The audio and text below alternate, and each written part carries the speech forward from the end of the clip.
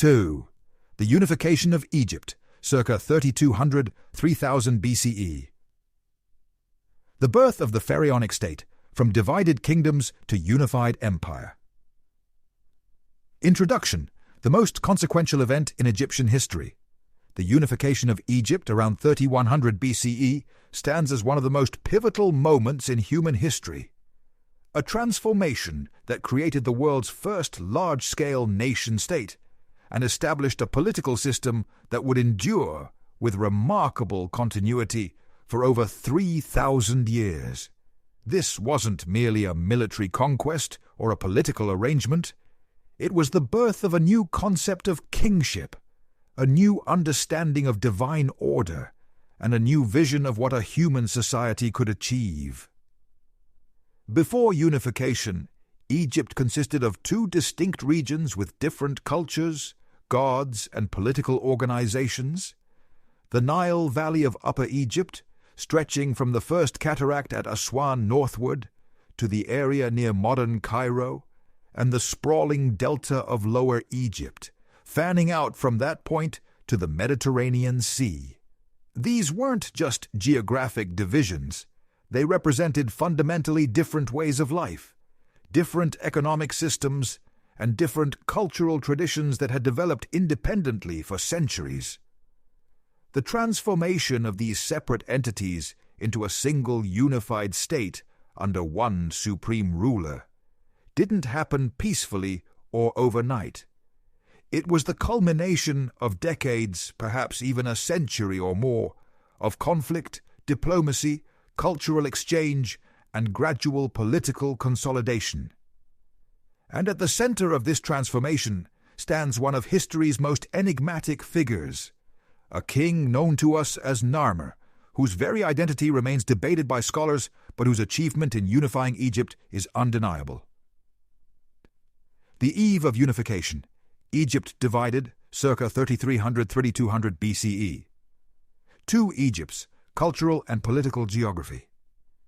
To understand the unification, we must first understand what was being unified. By approximately 3300 BCE, during the late Naqada III period, also called Dynasty 0, or the Proto-Dynastic period, Egypt had crystallized into two distinct political and cultural regions. Upper Egypt, Tashemau, the land of the south, stretched along the narrow Nile Valley from the first cataract at Aswan, northward for approximately 650 kilometers. This was a land of dramatic contrasts. The narrow green strip of cultivation, rarely more than 10 kilometers wide, pressed between towering limestone and sandstone cliffs that marked the boundary of the Red Land, the desert. The villages and early cities of Upper Egypt were strung along the river like beads on a string, connected by the Nile itself, which served as the region's primary highway. Upper Egyptian culture, which had developed from the Naqada tradition, was characterized by certain distinctive features. A warrior culture, with iconography showing armed conflict, bound captives, and military victories. Worship of gods associated with hunting, warfare, and the desert, particularly Horus, the falcon god, and Seth, the ambiguous god of chaos and the desert. A material culture featuring distinctive pottery styles, particularly the decorated ware showing boats, animals, and human figures. An increasingly hierarchical social structure with powerful local rulers controlling specific territories, later called nomes, strong trading connections southward into Nubia and eastward to the Red Sea and Sinai. The center of Upper Egyptian political power during the late pre-dynastic period appears to have been located in the south, possibly at Hierakonpolis, Nekhen in ancient Egyptian, modern Kom el Ahmar, one of the largest and wealthiest settlements of the period. Archaeological excavations at Hierakonpolis, conducted extensively from the 1890s through the present day, have revealed massive mud brick walls, elaborate elite burials, enormous cemeteries, temple complexes and Egypt's oldest known brewery, capable of producing thousands of liters of beer, clear evidence of a major political and economic center.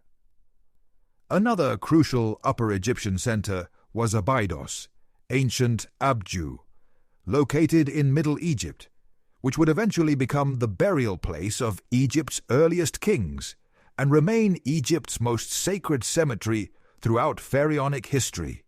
Excavations at Abydos since the 1890s, particularly by German teams in recent decades, have revealed a complex of royal tombs dating to Dynasty 0 and the early First Dynasty, along with enormous funerary enclosures that may have been the sites of ritual activities related to kingship.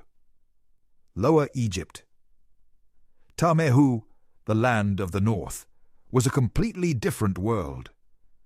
The Nile Delta, where the river split into multiple branches before reaching the Mediterranean, covered approximately 20,000 square kilometers, an area larger than the entire Nile Valley to the south. This was a land of marshes, papyrus thickets, multiple river channels, and extraordinary fertility.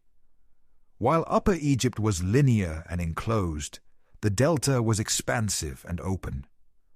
Unfortunately, our knowledge of Lower Egyptian culture during this crucial period is frustratingly incomplete. The delta's high water table, constant flooding, and intensive modern agriculture have destroyed or buried most ancient remains. The major cities that would later dominate Lower Egypt, Memphis, Sais, Buto, Tanis, have either been built over by modern settlements or lie under meters of Nile silt.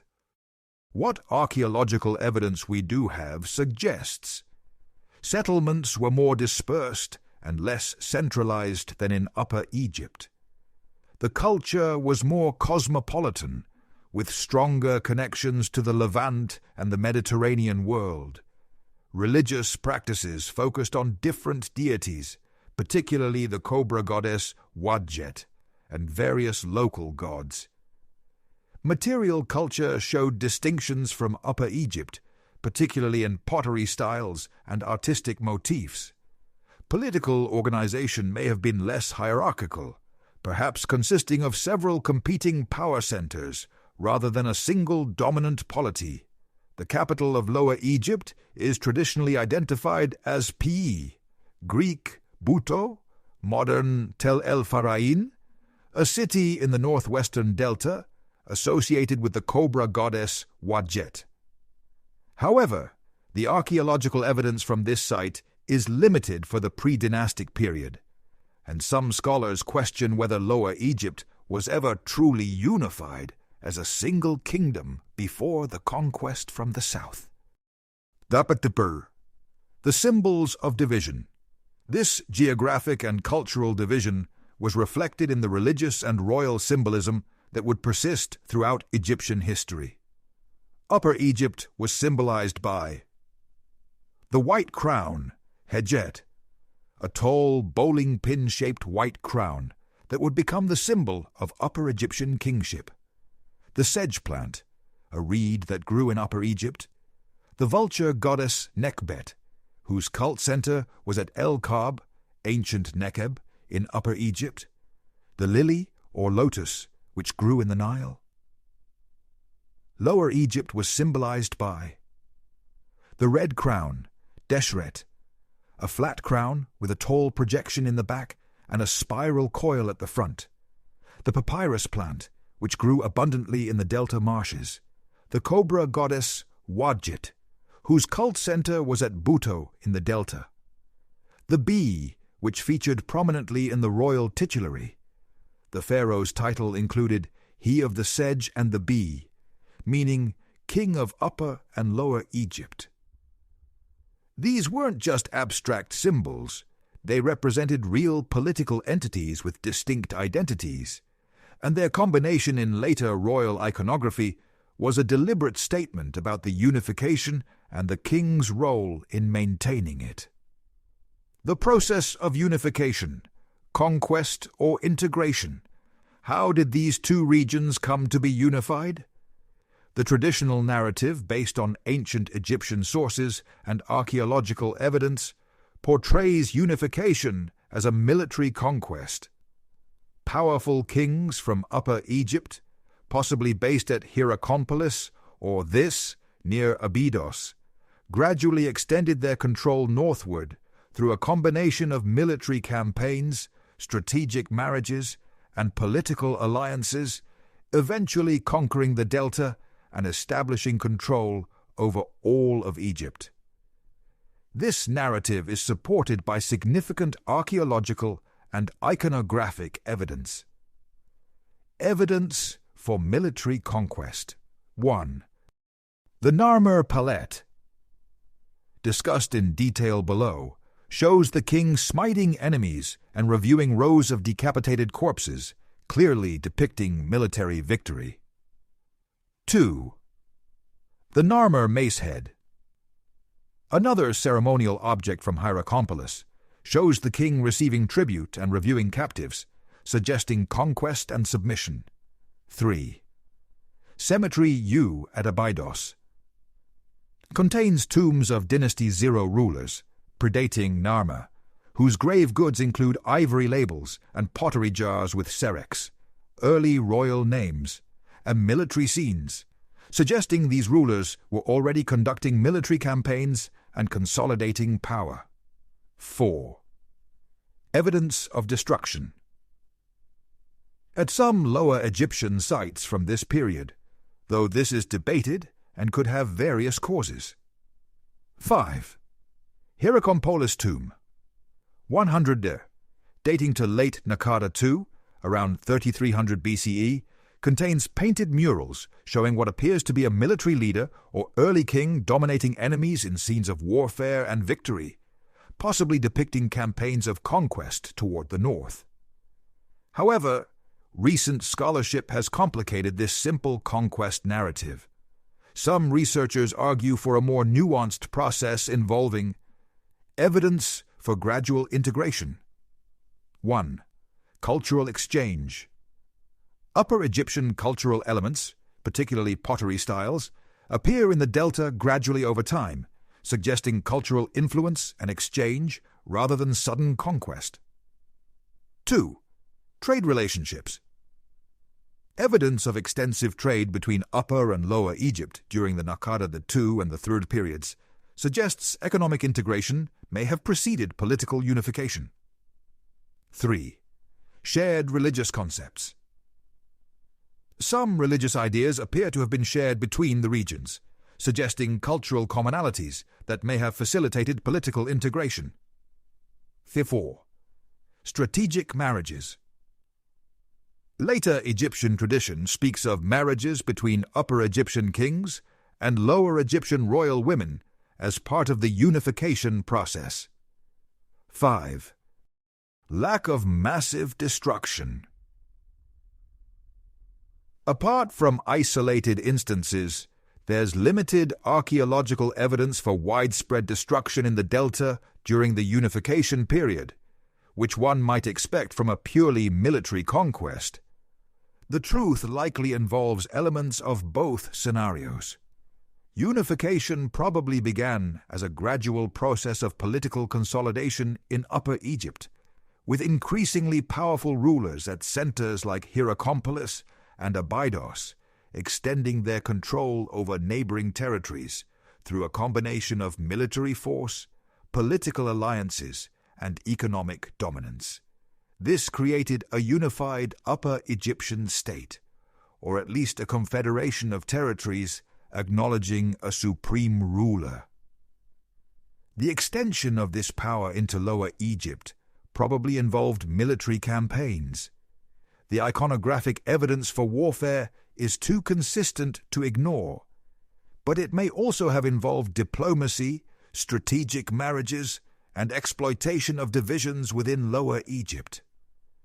If Lower Egypt was not unified as a single kingdom, but consisted of multiple competing polities, an Upper Egyptian ruler could potentially play them against each other, allying with some against others, before eventually dominating all. The entire process may have taken several generations, spanning the reigns of multiple Dynasty 0 kings, whose names we know from labels and pottery marks found at Abydos, Ka or Sekhen, Iri-Hor, Narmer's possible predecessors, who may have begun the unification process that Narmer completed. King Narmer, the first pharaoh, circa 3100 BCE. The historical problem: who was Narmer? At the heart of Egypt's unification stands a figure both crucial and enigmatic: King Narmer. We know he existed. His name appears on monuments, pottery, inscriptions, and ceremonial objects from sites across Egypt. We know he was associated with the unification. His famous palette explicitly shows him wearing both crowns and dominating enemies from both regions. Yet fundamental questions about his identity, his relationship to later traditions, and even his historical role remain subjects of scholarly debate more than a century after the discovery of his most famous monument. The central problem revolves around the name Mens, or Meni in Egyptian. Ancient Egyptian king lists and histories, compiled thousands of years after the unification by scribes who considered these events ancient history even to them, consistently name Mens as the founder of the first dynasty, the unifier of Egypt, and the establisher of Memphis as the capital. The 3rd century BCE Egyptian priest and historian Manetho, whose Egyptiaca, History of Egypt, survives only in fragments quoted by later writers, begins his dynastic chronology with Menes. Yet the name Menes doesn't appear in any contemporary source from the period of unification itself. Instead, we find Narmer. So who was who? Scholars have proposed several solutions. Theory 1. Narmer and Menes are the same person. This is currently the most widely accepted interpretation. The argument is that Menes might have been a throne name, a title, or a later name for the king originally called Narmer. Egyptian kings typically had multiple names. The full royal titulary of later periods included 5 different names, so it's plausible that the same individual could be known by different names in different contexts or periods. Supporting evidence includes the Narmer Palette and other monuments show Narmer in the act of unification. No contemporary monuments for anyone named Menes have been discovered. The chronological placement matches. Both Narmer and Menes are associated with the very beginning of the first dynasty. Some later sources may use Menes as a title, meaning the established one, or he who endures, rather than as a personal name. Theory: Narmer and Menes are different people. Some scholars, though now in the minority, maintain they were distinct individuals. Arguments include: later tradition consistently distinguishes Menes as the founder, suggesting a specific remembered individual. It's possible Narmer began the unification, but Menes completed it, or that Narmer was a Dynasty 0 ruler, and Menes was his first dynasty successor who consolidated the unification. The name Narmer might have been deliberately forgotten or obscured in later tradition for religious or political reasons we don't understand. Theory 3. Mens represents multiple rulers.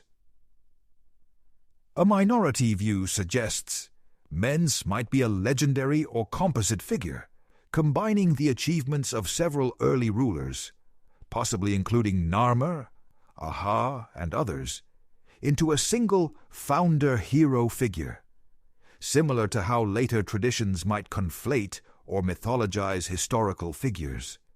For the purposes of this narrative, we'll follow the majority scholarly opinion and refer to the historical individual as Narmer, while acknowledging that later Egyptian tradition remembered him, or his immediate successor, as Menes.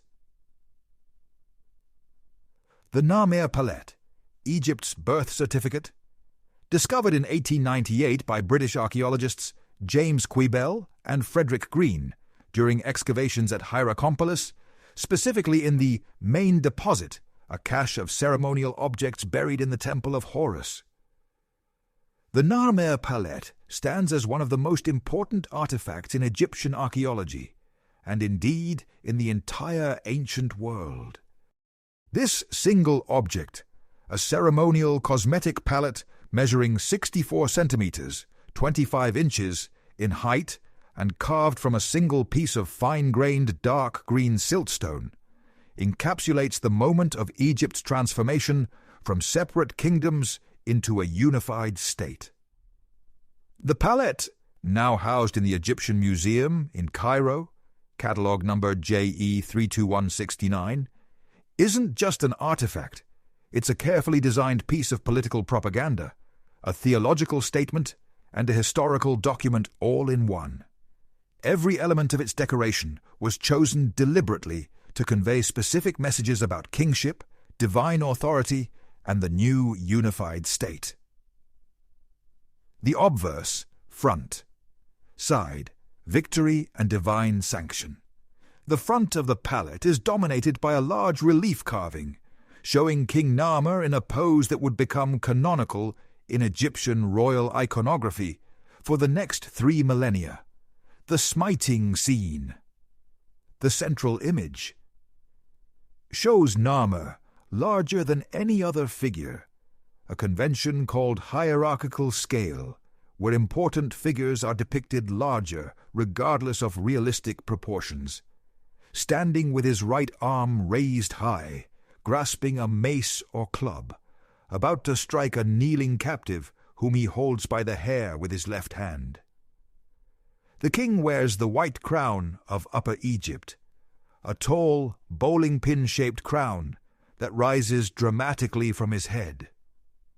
The captive is clearly identified as being from Lower Egypt by hieroglyphic labels and by the context. Behind the captive is a hieroglyphic group showing a falcon, the god Horus, standing on a papyrus plant, symbol of Lower Egypt, and holding a rope attached to a human head emerging from the ground. A complex image that can be read as Horus leads the papyrus land, Delta, as captive, or the king as Horus incarnate, conquers the Delta. The king's regalia and posture are laden with meaning. He is barefoot, which in Egyptian art indicates he is standing on sacred ground or performing a religious act. He wears a bull's tail attached to his belt, associating him with the bull's strength and fertility, an association that would persist in royal iconography throughout Egyptian history. A servant follows behind him, carrying the king's sandals and a vessel, possibly containing water for ritual purification. The servant is much smaller than the king, showing the hierarchical relationship. The king's posture, one leg forward, arm raised, demonstrates controlled power, strength about to be unleashed, but held in check by royal authority. The upper register. The area above the main scene is particularly significant. Here we see 2 horned bovine heads, likely representing the goddess Bat or Hathor, deities associated with kingship, the sky, and divine protection. Flanking a Serica rectangle, representing a palace facade topped with the name Narmer in hieroglyphic form. A catfish, Nar, and chisel, Mi'ar. This serek is crucial. It's one of the earliest examples of Egyptian writing used for a royal name, and it establishes a format that would persist throughout pharaonic history. The placement of the name between the protective goddess figures declares that Narmer's kingship is under divine protection and sanction. The lower register shows 2 bearded enemies, naked and fleeing, or lying dead, with hieroglyphic captions that may indicate they are from fortified towns that were conquered. This image reinforces the military conquest narrative, while also suggesting that unification involved the subjugation of multiple polities, not just a single rival kingdom. Vorderfront, the reverse, back, side, inspection and administration. The back of the palette shows a very different type of scene, but one that is equally important for understanding the nature of Narmer's achievement and the Egyptian conception of kingship. The upper register shows Narmer again, but now wearing the red crown of Lower Egypt, the flat crown with a tall projection and spiral coil. He is shown in procession, preceded by a standard bearer and followed by a sandal bearer, walking toward 10 decapitated corpses laid out in 2 neat rows, their severed heads placed between their legs. Above each core is a hieroglyphic label that likely identifies the defeated town or region. This scene is extraordinary for several reasons. Narmer is now wearing the crown of Lower Egypt, visually demonstrating that he now rules both lands. The organization of the scene, the procession, the ordered arrangement of the dead, the labels emphasizes administration and record-keeping, not just military might. The king's inspection of the dead enemies might represent an actual historical event, the aftermath of a battle, or might be symbolic of his role as the one who maintains order, ma'at, by defeating chaos. The presence of standard bearers suggests organized military units under the king's command. The central register contains the palette's most enigmatic image, 2 long-necked felines, possibly leopards or servals, with their necks intertwined, their bodies forming a circular space, the actual cosmetic grinding area of the palette. These intertwined creatures are being held on leashes by 2 handlers. The interpretation of this image has generated extensive scholarly debate. Some see it as representing the unification itself. 2 separate entities, Upper and Lower Egypt, intertwined and brought into harmony. Others interpret it as representing divine forces held in balance by royal authority. Still others see connections to Mesopotamian iconography, where similar intertwined animals appear, possibly indicating cultural exchange or shared symbolic languages.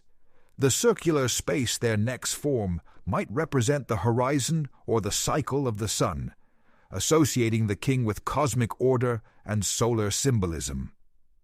The lower register shows a bull representing the king's strength and perhaps specifically associating Narmer with divine bovine power. Breaking down the walls of a fortified city with its horns while trampling an enemy beneath its hooves. This image reinforces the military conquest theme, but also introduces the important motif of the king as a powerful bull association that would become central to Egyptian royal ideology. The significance of the palette. The Narmer Palette is far more than just a historical record or a piece of propaganda. It represents a revolutionary moment in several domains. As historical evidence, it provides near-contemporary visual evidence for the unification process. It identifies the king responsible, Narmer, and shows him exercising authority over both regions by wearing both crowns. It suggests the unification involved military conquest, the smiting scene, the dead enemies, the besieged city. It indicates the process involved multiple campaigns or victories, the multiple defeated enemies with different labels. As artistic achievement, it demonstrates sophisticated relief carving technique, with multiple levels of carving depth, creating a 3-dimensional effect. It shows mastery of composition, with the image organized into horizontal registers, a format that would become standard in Egyptian art.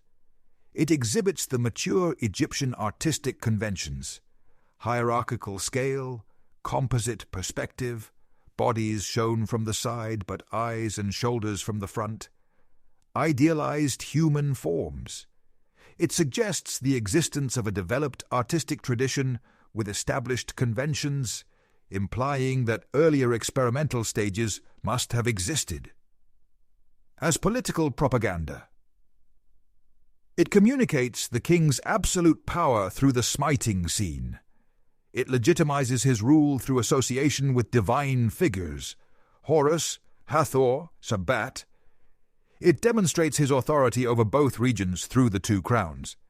It suggests his rule is based on both military might and proper administration.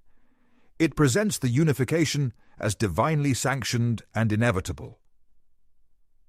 As religious statement, it associates the king with multiple divine figures: Horus, the falcon, the bull, possibly solar deities.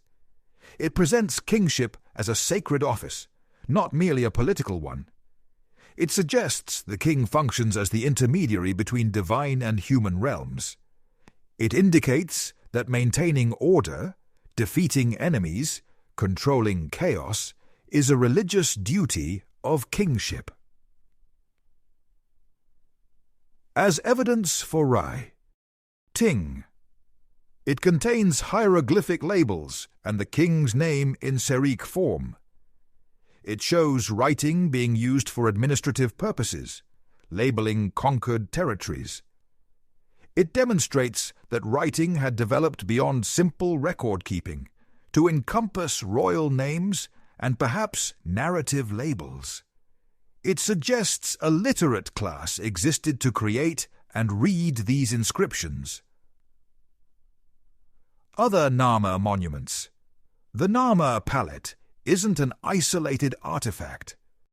Several other objects confirm Narmer's historical existence and his association with unification. The Narmer mace heads. 2 limestone ceremonial mace heads, also found at Hierakonpolis. One shows Narmer wearing the white crown, seated on a throne under a canopy, with prisoners and tribute being presented to him, and symbols suggesting a festival or ritual occasion. The other shows what may be a ceremony involving the digging of a canal or the ritual opening of irrigation works, suggesting the king's role in managing Egypt's water resources and ensuring agricultural prosperity. Both are decorated in the same artistic style as the palette and include hieroglyphic labels. They reinforce the image of Narmer as a powerful ruler who received tribute, conducted ceremonies, and was responsible for Egypt's prosperity. Pottery and jar labels. Narmer's name appears on pottery vessels and inscribed labels from multiple sites across Egypt, from Abydos in Upper Egypt to sites in the Delta. This wide distribution suggests his rule extended across all of Egypt. Some labels show his name in association with administrative notations, suggesting a developed bureaucratic system. The presence of his name in both Upper and Lower Egyptian contexts supports the unification narrative. Ivory labels and cylinders. Small ivory objects bearing Narmer's name have been found at Abydos and other sites. Some show miniature versions of scenes, similar to those on the palette, the king smiting enemies, or wearing different crowns. These objects, probably originally attached to goods as labels, suggest administrative control and record-keeping. Rock inscriptions. Narmer's name appears carved into rock faces in several locations, including sites in the Western Desert and possibly Sinai. These may mark territorial claims, trade routes, or military expeditions. They suggest Narmer's authority extended beyond the Nile Valley proper into surrounding regions. The Gistu, Tomb of Narmer. The burial place of Narmer remains uncertain, though it's likely in the royal necropolis at Abydos. The site, designated as Tomb B17-B18 in the el-Ka'ab cemetery at Abydos, the burial place of First Dynasty kings, has been tentatively identified as belonging to Narmer or his immediate successor Aha, but the attribution is debated. What is clear is that whoever was buried there received elaborate treatment. The tomb consists of multiple chambers, contained imported goods, and shows evidence of human sacrifice. Several subsidiary burials of young men, possibly retainers killed to accompany the king in death. This disturbing practice would reach its peak in the early dynastic period before being largely abandoned. The consequences of unification. The creation of centralized power. The unification of Egypt under Narmer and his dynasty 0 predecessors who began the process created something unprecedented in the ancient world. A large, territorially extensive state under unified political control. While city-states had existed in Mesopotamia and regional kingdoms had emerged in various places, Egypt became the first successful attempt to unify an extensive territory, over 1,000 kilometers from south to north, under a single government. This centralization had profound implications. Political centralization. All of Egypt now acknowledged a single supreme ruler, the king, who would later be called pharaoh, a term derived from per-aa, meaning great house, originally referring to the palace, but later to the king himself. Local rulers, later called nomarchs, became subordinate to the king, ruling their territories as royal appointees rather than independent princes. The king claimed a monopoly on legitimate violence and the right to levy labor and taxes throughout the realm. A royal court emerged as the center of political power, attracting ambitious individuals and creating new forms of competition and advancement based on royal favor. Military organization. The unification created Egypt's first national military force under direct royal command. This allowed Egypt to project power beyond its borders, conducting expeditions into Nubia, to the south, Sinai, to the east, and Libya, to the west. Military campaigns could now be coordinated on a much larger scale, mobilizing resources from the entire country. The army became a source of social mobility, where talented individuals could rise through military service. Economic integration. The entire Nile Valley and Delta now formed a single economic unit. Trade goods and resources could move freely from south to north without crossing political boundaries or paying tribute to multiple rulers. The royal government could coordinate large-scale economic projects, irrigation works, mining expeditions, trade missions on a national scale. Standardization of weights and measures became possible, facilitating trade and administration. The king could redistribute resources from wealthy regions to poorer ones, or from regions with surplus to regions experiencing shortage. Ideological unification. The concept of the two lands, Upper and Lower Egypt, united under one ruler, became central to Egyptian political theology. The king was understood as the force that held these two regions in balance and harmony. This created a powerful legitimating ideology. The king didn't just rule Egypt, he was Egypt. The living embodiment of the united land, rebellion or opposition to the king, could be portrayed not just as political disobedience, but as cosmic disorder, threatening to return Egypt to the chaos of division. The appearance of writing. One of the most significant developments associated with the unification is the emergence of Egyptian writing, the hieroglyphic script that would be used for over 3,000 years and would become one of the world's great writing systems. The relationship between unification and writing isn't coincidental. Writing emerged in Egypt, as it had slightly earlier in Mesopotamia, as a tool of administration, a way for the increasingly complex bureaucracy of the unified state to keep records, issue commands, document transactions, and preserve information across time and space. The development of hieroglyphic writing. The term hieroglyphic comes from Greek hieroglyphica, meaning sacred carvings, but the Egyptians called their writing medunetjer, words of the god, or divine speech, reflecting their belief that writing was a gift from Thoth, the ibis-headed god of wisdom and writing.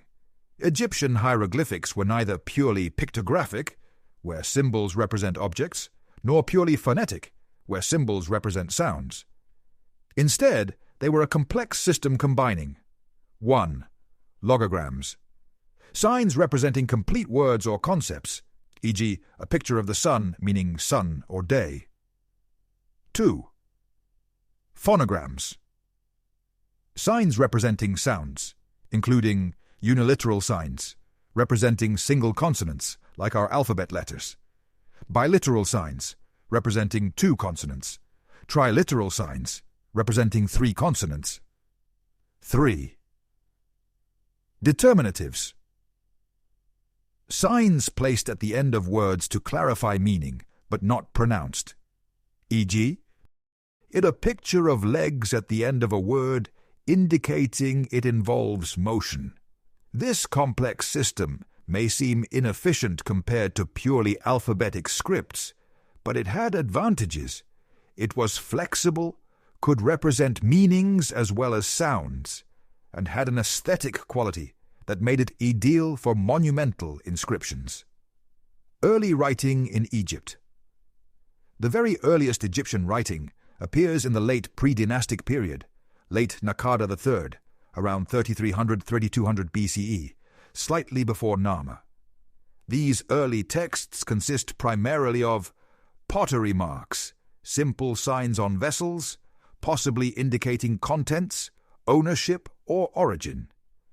Ivory and bone labels, attached to goods, showing hieroglyphic signs that may indicate quantities, origins, or administrative information. Seal impressions, used to mark clay seals on containers or documents. By Narmer's time, writing had developed to include royal names in serex, showing the king's name had become a focus of written expression.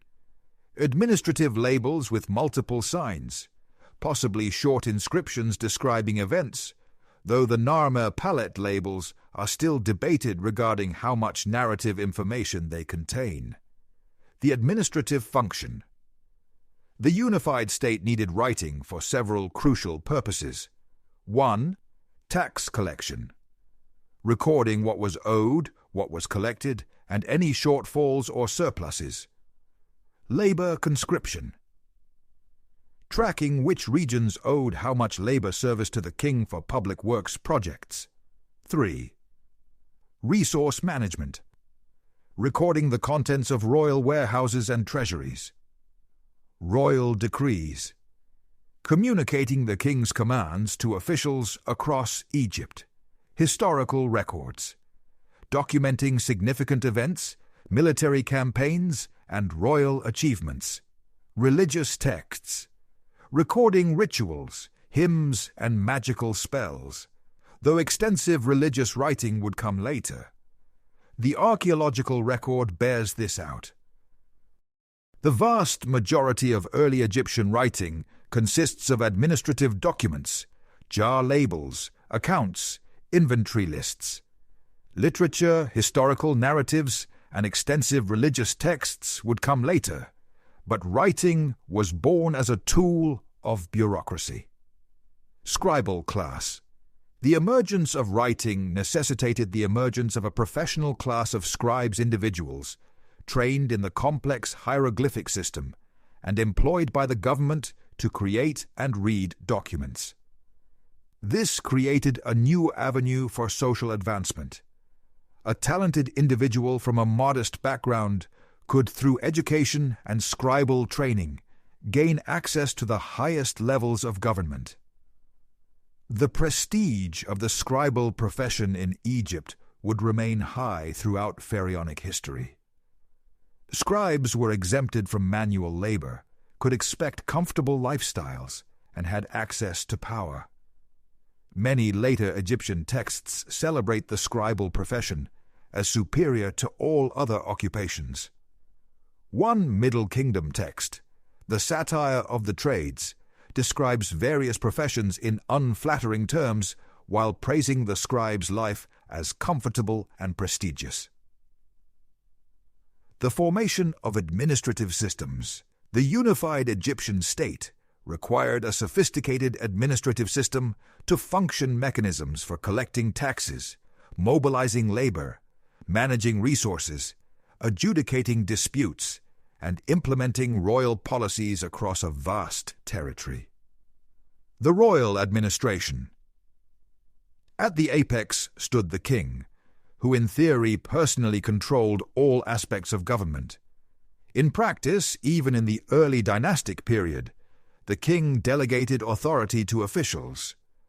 The most important of these was the official who would later be called the Chati, usually translated as vizier, the king's chief minister who oversaw the civil administration.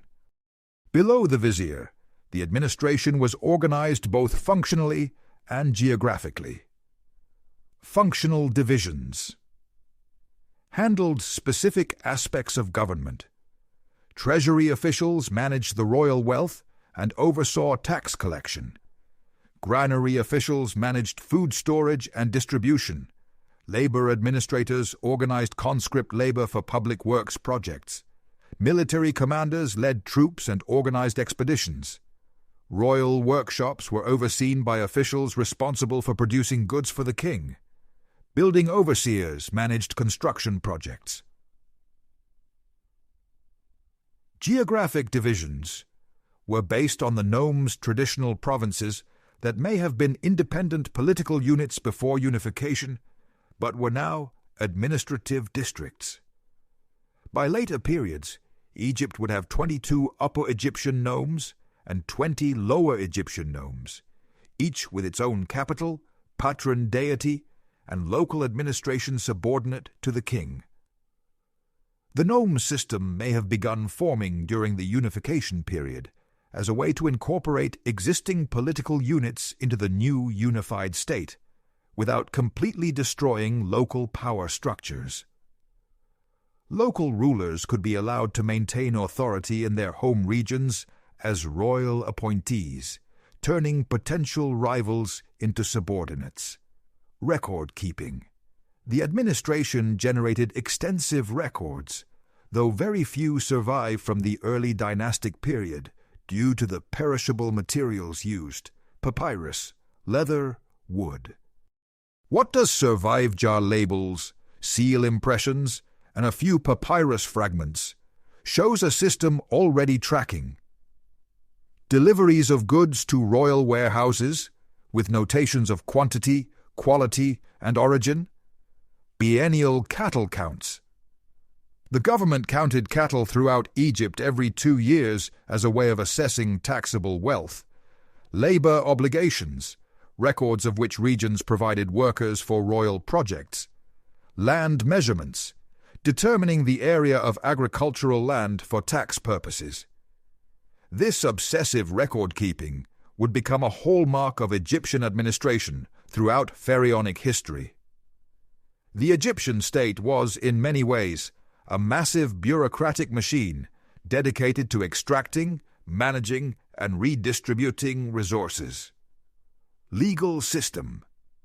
The unified state also required mechanisms for resolving disputes and enforcing royal will. While we have limited information about early dynastic legal procedures, later evidence suggests the system included local courts headed by governors or mayors for routine disputes, royal courts for more serious matters or appeals, the king as the ultimate source of justice, able to intervene in any case, officials called judges who specialized in legal matters,